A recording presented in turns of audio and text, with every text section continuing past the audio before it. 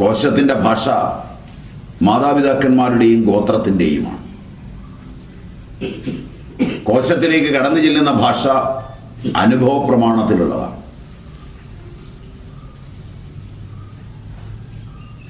ആ ഭാഷ മാറ്റി പഠിച്ചപ്പോൾ തന്നെ നിങ്ങൾ രോഗികളായി മാറി.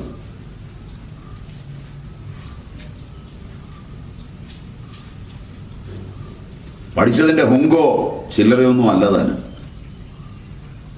അവനവന് മനസ്സിലാകാത്തതും അന്യർക്ക് മനസ്സിലാക്കി കൊടുക്കാൻ കഴിയാത്തതുമായ കുറെ കാര്യങ്ങളിലാണ് നിങ്ങൾക്ക് ഹുങ്കുള്ളത്.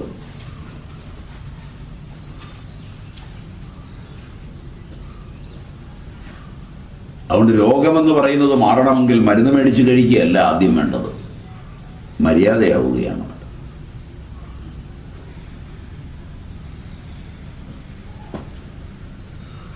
നിങ്ങൾ ശ്വസിക്കുന്ന ശ്വാസം വേർതിരിച്ചെടുക്കണം കുറെ കോശങ്ങൾ.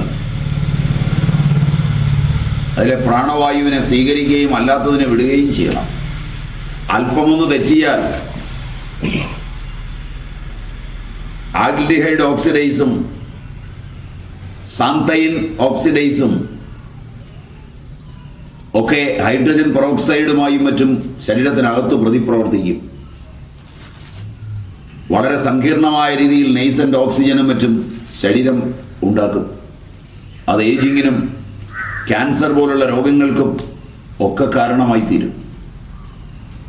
അതിനൊരു വിചാരം മതി. ഒരാഹാരം തെറ്റിക്കഴിച്ചാൽ മതി. ഒരു ചിന്ത വികലമായത് ബ്രെയിനിലേക്ക് വന്നാൽ മതി. മര്യാദാമസൃണമല്ലാതെ ഒരു പെണ്ണിനെയാണോ ആണിനെ പെണ്ണോ സ്വപ്നം കണ്ടാൽ മതി. അത്ര സങ്കീർണമാണ് ആരോഗ്യരംഗം. അതിനെ നിസ്സാരവൽക്കരിച്ചത് 100 കൊല്ലത്തിനുള്ളിലാണ്. പാശ്ചാത്യ വൈദ്യസമ്പ്രദായത്തിൻ്റെ ആഗമനവും തോന്നിവാസം ജീവിച്ചോളൂ, ഞങ്ങൾ മരുന്ന് ഗിനിപ്പന്നിയിലൊക്കെ പരീക്ഷിച്ച് കണ്ടുപിടിച്ചിട്ടുണ്ട്, നിങ്ങൾക്ക് എന്തും ചെയ്യാം, എങ്ങനെയും ജീവിക്കാം, ലോകത്തെമ്പാടും ആകെ ഇത്രയും മരുന്ന് മതി എന്ന് പറയുന്ന വിഡ്ഢിത്തത്തെ വൈദ്യശാസ്ത്രമായി നിങ്ങൾ സ്വീകരിച്ചത് മുതലാണ് ഈ മാരകമായ പ്രശ്നങ്ങൾ മുഴുവൻ സങ്കീർണമായി വളർന്നത്.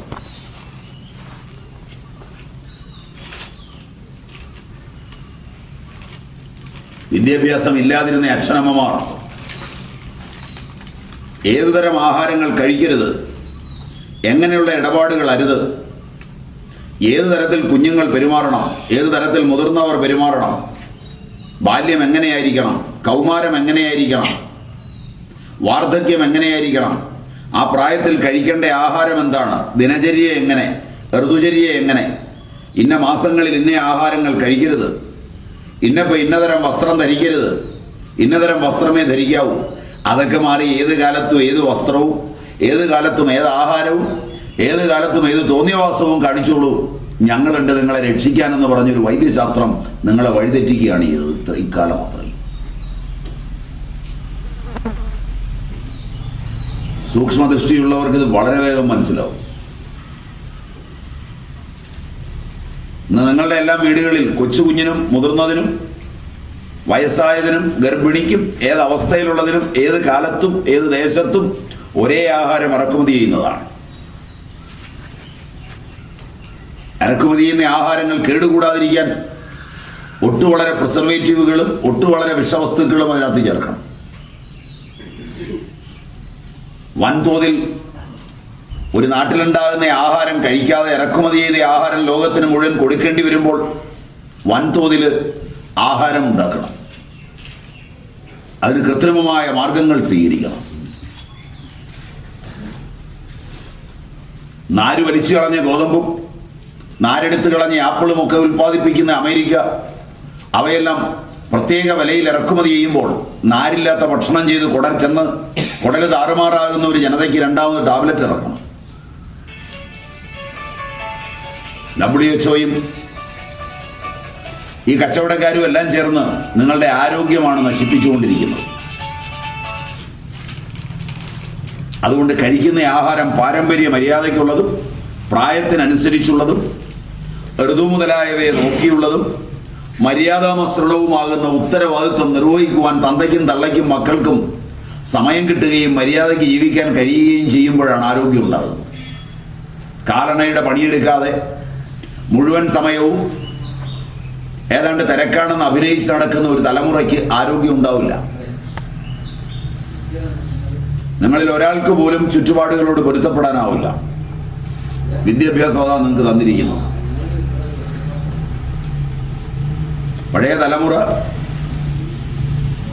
സ്ത്രീകൾ പ്രായപൂർത്തി എത്തുന്നത് 18 കഴിഞ്ഞാണ്, പുരുഷന്മാർക്ക് പ്രായപൂർത്തി എത്തുന്നത് 25 കഴിഞ്ഞാണ്. 25 വയസ്സിന് മുമ്പുള്ള പുരുഷനോ 16 വയസ്സിന് മുമ്പുള്ള സ്ത്രീയോ ശാരീരിക ബന്ധത്തിൽ ഏർപ്പെട്ട് കഴിഞ്ഞാൽ മാരക രോഗങ്ങളാണ് ഭാവിയിലേക്ക് ഉണ്ടാവുക.